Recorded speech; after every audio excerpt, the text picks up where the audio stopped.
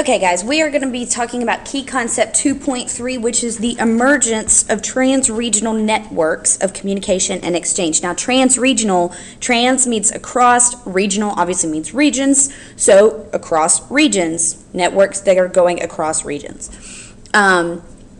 These are the last videos for Unit 2, so let's jump into them. Here's your outline. Take a second, look it over. All right, the main idea of the key concept 2.3 is that the development of the classical empires led to increased connections between people, even for those separated by thousands of miles. And the primary reason for these connections was trade. Items and materials were exchanged for money or other goods. That's the definition of trade. Exchanging money and goods or other goods for items and materials. However, other connections were made that had intended and unintended consequences, and we're going to talk about those things. All right, so let's talk about land and water routes and how they became the basis for trans-regional trade. Geography determined what was exchanged, where it was exchanged, and whom it was exchanged, by whom it was exchanged, excuse me. Climate and topography, and when I say topography, I'm talking about mountains, plains, deserts, rivers, seas, etc. Those things. Climate and topography determine where valuable minerals are found, the types of plants that be grown, and where seaports, mountain passes, and oases exist so that raw materials can be processed and sold. Merchants needed to transport these goods with safety across regions, and trade happens because people want goods. For example, salt has always been an important trade good, used not so much to flavor food as it is used today, but it used to be used to preserve food before they had things like refrigerators and freezers. And people went to great lengths, literally, to get it. Some traveled from Southwest Asia or Central Africa across the Sahara Desert to Northwest Africa to get it. Merchants were willing to make these difficult treks in hopes of receiving a nice payoff.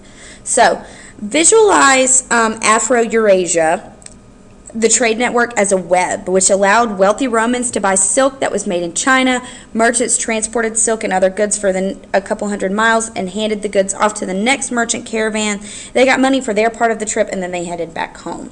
Silk, tea, spices, salt, these were relayed from town to town until they reached their final destination. So, the Silk Road. This was the most extensive of the land-based trade routes in the world, and it was named because of the highly valued silk that was traded. So, for centuries, only China knew how to make silk, and this is a light, soft, durable fabric. These qualities made silk highly desirable and expensive, so only the wealthy elites could really afford silk. Some other items that were traded, you see the list right there. Horses, spices, furs, ivory, perfumes, lacquered boxes and furniture, rice, wool, tea, and porcelain. As in porcelain, the name that we use often for it now is China, because it came from China. These items were traded east to west, meaning coming from China towards the Roman Empire. Items that came from South Asia to east and west were cotton, spices, sandalwood, and rice. And then you have Central Asia, east, west, and south. You have some dates, almonds, fruits, camels, horses, etc. Items from west to east and south, meaning coming from like the Roman Empire or from even Africa to the east and to the south. You're talking about glass, gold, furs, ambers, cattle, olive oil, and perfumes.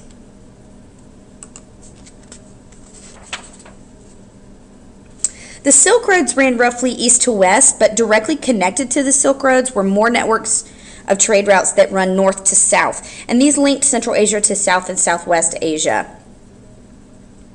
They also connected the edges of the Baltic Sea in Europe, which involved Russia, and the Black Sea trade connections. And the key center of these trade routes was Constantinople, which was the capital of the Byzantine Empire. Which, again, remember, the Byzantine Empire was the name of the empire that took over the western part of Europe after, or western part of the Roman Empire after the fall of the Roman Empire in 476. And here's a map. I know you're probably going like, what is she talking about? Here's a map, okay?